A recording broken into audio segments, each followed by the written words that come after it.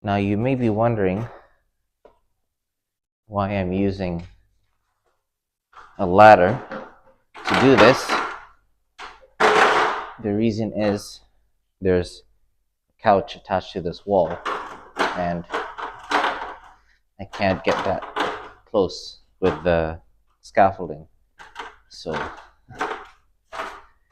this way I have to lean over so I can reach, unless I cut the couch in half. But I don't have the tools to do that, so I just have to kind of make do with this. So when we tape this, we're going to be taping flat because it's kind of recessed. We'll do flat tape all along the edges, hide the gaps, hide the screws, and make it nice. I actually brought two things to do this. I brought a Marshalltown 32-inch skimming blade, and I brought a Circle brand 14-inch pool trowel because it's very flexible, so it'll be good to use for this inside rounded wall. I don't know why there's no videos on inside rounded walls.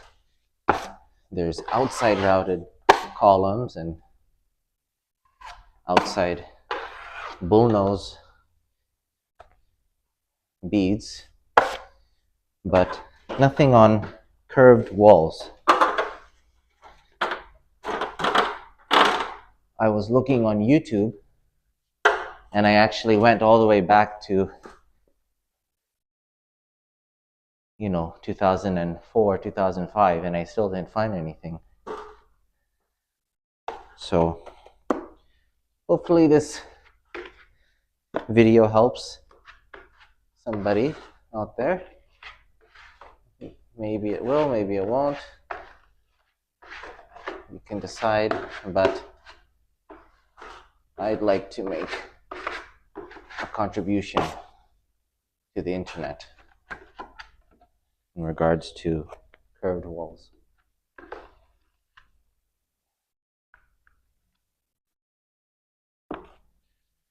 So after this, I'm gonna let it dry, let it set, let the sheetrock harden a bit, and then we'll start applying paper tape. I actually prefer using paper tape more than mesh tape because a lot of the work I do, it's not machine beveled edges. A lot of the time they're uneven or they're butt joints, and the mesh tape doesn't get embedded properly when they're butt joints. You can see the mesh a bit.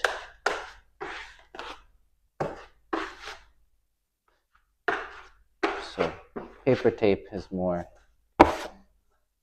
forgiving and you can tape a lot more things with it, has more application. And I tried using the fiber fuse one before. That one is good as well, but you cannot do inside corners properly with it. So you end up having paper tape and fiber fuse tape. I mean, who wants to walk around with two tapes? So I just use paper tape. You can see some parts of the drywall, some are higher, some are lower. But when I tape this and start feathering it out, I'll make it even.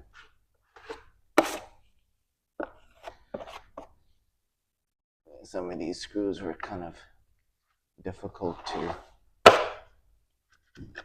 put in. So when I do my coating, I'll have to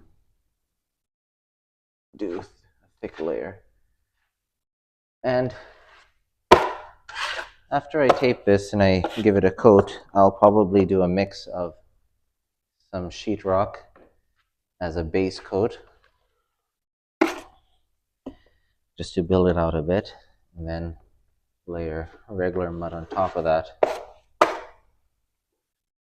Because this is such a large surface area, and I don't know how much mud it will take to smooth out certain areas of it. So it may not dry properly if it's too heavy. So if I do at least the base layer with sheetrock, that'll give me a good foundation. And what I would do with that is just coat the whole thing and smooth it out as best as I can by using the 32-inch skimming blade. And I use the skimming blade for first coat, second coat, third coat, all the way up to 7. All the way up to my 7th coat. And it works. You don't just have to use it for skimming. You can use it for other applications too. Sometimes I use it as a ruler. So it's very handy and versatile. So you can see all those screws, I can't drive them in any further. I think they're hitting some concrete or something. I don't know. So I'm gonna have to just do a thick layer over the screws and the whole thing.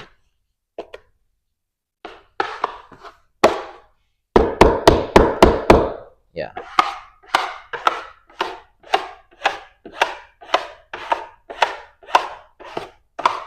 Maybe we can make a beat with that.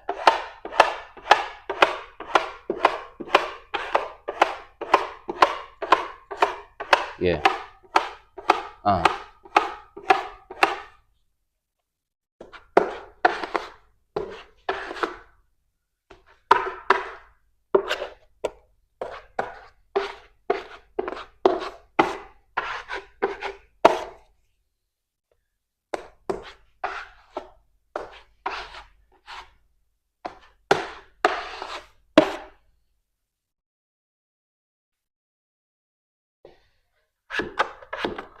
How we got this drywall to adhere, we put 2 layers. So the layer behind this has a big spread of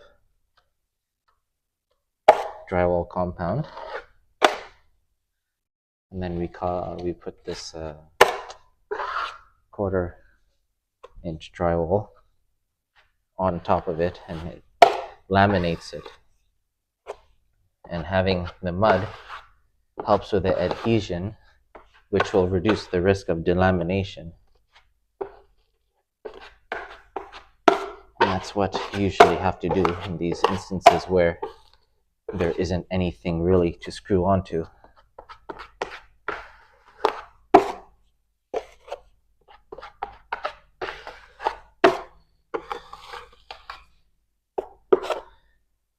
And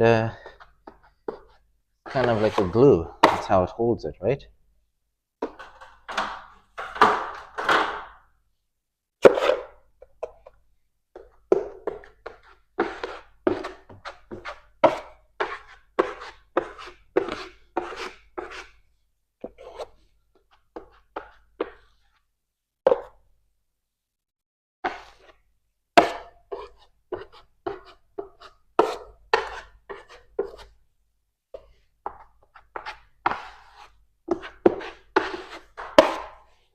And over here you got a big gap.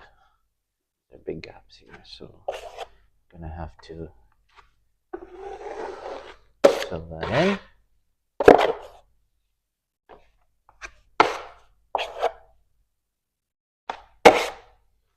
All right, and then I have to work with this plastic here to protect this couch as best as I can. So now what I would do is put my snail fan on, and I should speed up the setting process for this sheetrock. 90, and then we can move on to taping after.